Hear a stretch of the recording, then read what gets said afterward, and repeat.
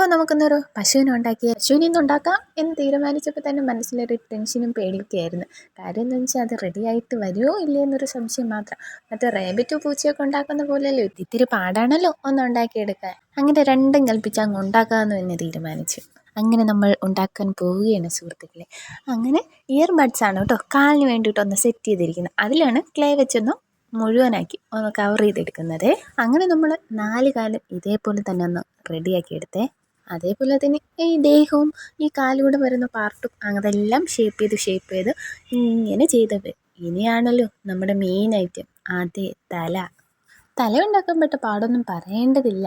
ഒത്തിരി കഷ്ടപ്പെട്ടു, ഒത്തിരി ടൈം എടുത്തു. അത് ഭയങ്കര ഈസി ആണെന്നൊന്നും ഞാൻ പറയില്ല കേട്ടോ. അതായിരുന്നു ഏറ്റവും പാട്, ഞാൻ ഉണ്ടാക്കിയതിൽ വെച്ച് ഏറ്റവും പാടെന്ന് തന്നെ പറയാം. അങ്ങനെ തലയുടെയൊക്കെ ഷേപ്പ് എടുത്ത് നോക്കിയപ്പോൾ ആദ്യം ആട്ടിക്കുട്ടിയെ പോലെ, പിന്നെ പന്നിക്കുട്ടിയെ പോലെ, പിന്നെ കൊമ്പൂട് വെച്ചപ്പോൾ കറക്റ്റ് കാണ്ടാമൃഗം. അങ്ങനെ പല മുഖങ്ങളും ഞാനിതിൽ കണ്ടു. അവസാനം ഞാൻ കരുതി ഇതൊന്നും എന്നെക്കൊണ്ട് നടക്കൂല. പക്ഷെ ഉണ്ടാക്കി തുടങ്ങിയിട്ട് അങ്ങ് പാതി വഴിയിൽ ഉപേക്ഷിച്ചിടാൻ പറ്റുമോ? വിട്ടുകൊടുക്കില്ല.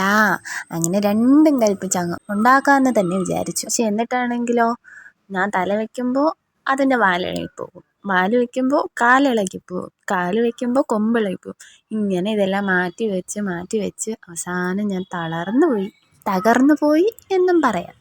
അങ്ങനെ ഉച്ചയ്ക്ക് തുടങ്ങിയ പണി രാത്രിയായിട്ടും തീർന്നു. അങ്ങനെ പിറ്റേ ദിവസം എടുത്തിട്ടാണ് കേട്ടോ ബാക്കി ഫിനിഷിംഗ് ഒക്കെ ചെയ്തത്. പിറ്റേന്നായിട്ടും ഈ പശുവിനെ വെറുതെ വിട്ടില്ല കേട്ടോ. വാല് വയ്ക്കുമ്പോൾ കാല് പോവും, കാല് വയ്ക്കുമ്പോൾ തല പോവും. ഇത് തന്നെയായിരുന്നു പിറ്റേന്ന് നടന്നത്. എങ്ങനെയൊക്കെ അവസാനം അഡ്ജസ്റ്റ് ചെയ്ത് അങ്ങ് ഒപ്പിച്ച് വെച്ചു കേട്ടോ.